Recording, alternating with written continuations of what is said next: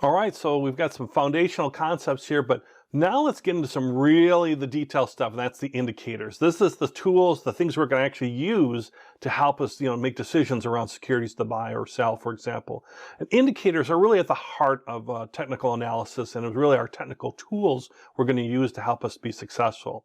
And indicators are all based on things like math and data and trends and all that. It's very focused on trends, of course. You want to anticipate trends and then make your decisions based on where things are headed or where the trend is headed. And technical analysis and using indicators is also all about eliminating emotion. You're not tied into, well, I love that stock, or I love that last movie from Disney, so I'm going to buy Disney stock, or whatever. I heard a great thing about Bitcoin, or whatever it might be. It takes emotion out of it, and you're really looking at these indicators from a real unemotional way. What is the indicator telling me versus my likes or dislikes about something? And that makes them very, very good to use in that manner, very way that takes emotion out. Now, they're not perfect, because nothing's perfect. If there was, I would have one lesson, and it would be about what's the perfect indicator to use, and that would be it. But they have different applications and different ways you can use them, and some work better than others, or in certain situations or with certain types of securities. And we'll go through that as we go through the course. But just be understanding that nothing, of course, is perfect. In fact, really beware of anybody who says, I've got the perfect system or the perfect set of indicators or things of that nature. They don't. They might be able to share some good stuff and might be helpful, but just beware of anybody who's trying to sell you something for money that is the perfect answer. That's probably or it is fraudulent, because there hasn't been a perfect indicator out there yet. So indicators at their heart, what they do is they're technical tools that help distinguish between noise and an actual event. Okay, so what is that? So an actual event is something that's real, something that's happened either with a company or an organization or a currency or globally, whatever it might be. Something's happened in a broader sense or specific to that security. And it's a real live event that's going to make a change that's going to happen with trends, whether they're going up or down or sideways. Something is a real change. Versus noise, noise is things that are not dramatic, and it does not change the overall trend. It might cause it to blip up and down a little bit, but it's not going to actually dramatically change the event or change the trend, where an event definitely is dramatic and changes the trend. Or it might strengthen the trend to have it continue in a strong manner, whichever way it is. But it's not a temporary thing like noise might cause. It's a real thing. So that's the difference between noise and events.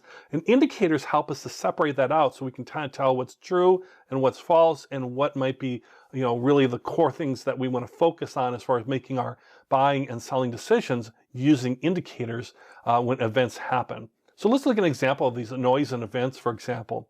So let's say you have a drug company, and there's, they say that the new drug that they've been working on launch will be delayed 60 days. All right, so that will cause, let's say, the stock price and things to go down for that particular company. It is legitimate, or it might go down temporarily, but it's more noise as in, they're going to be fine in 60 days, or just delayed 60 days. Versus something that's a significant event, where let's say the same thing with this new drug fails a government approval trial. That's a bad thing for drug companies. That means they might have to start all over. They might just have to pull all their research and development around that drug. Something wrong has happened, and it's going to cause a significant change in the trend. In this case, it would probably cause a significant downtrend based on that event.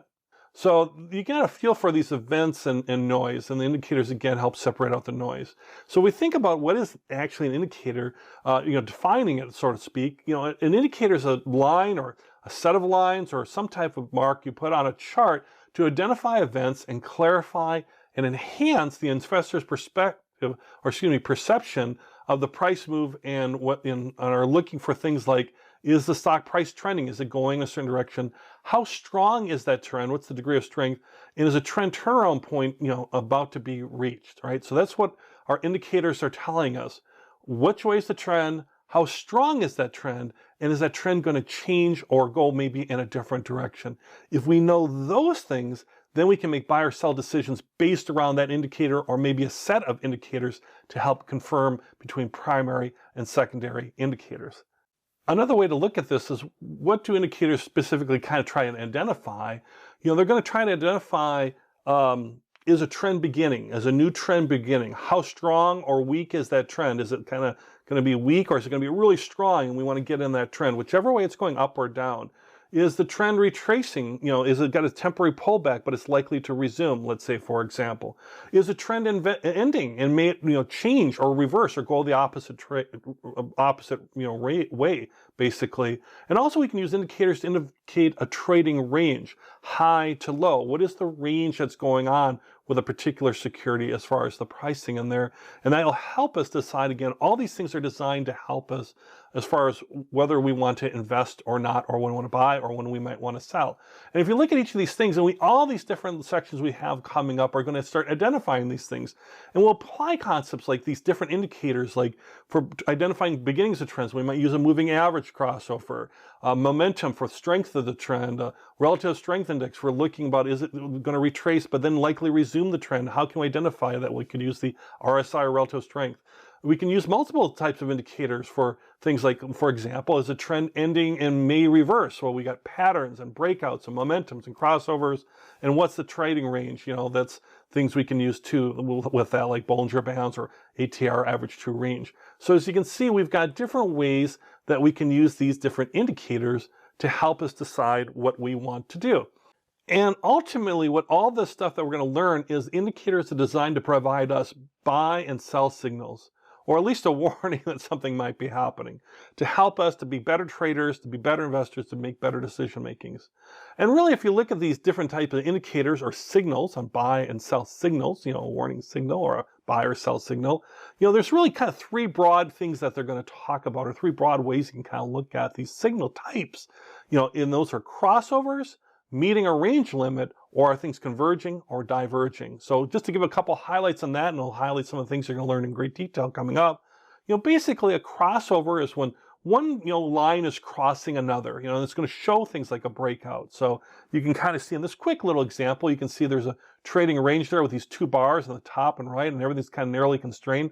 But the top right, you can see where it broke through that range, broke through that kind of artificial line we put there. That's showing that it's crossing another line, that's showing it's breaking out and that a new trend is forming. But we're going to learn all about that as we come up, as far as that. But that's the idea of crossing lines.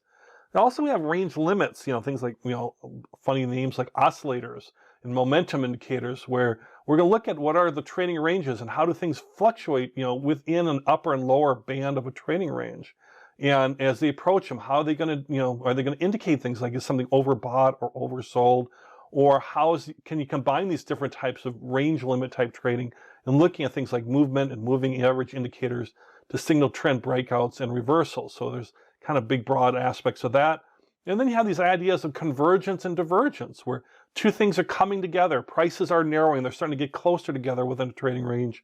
And sometimes they're diverging or getting further apart. You can see, time on the left going left to right in this example, and price going up and down as far as height.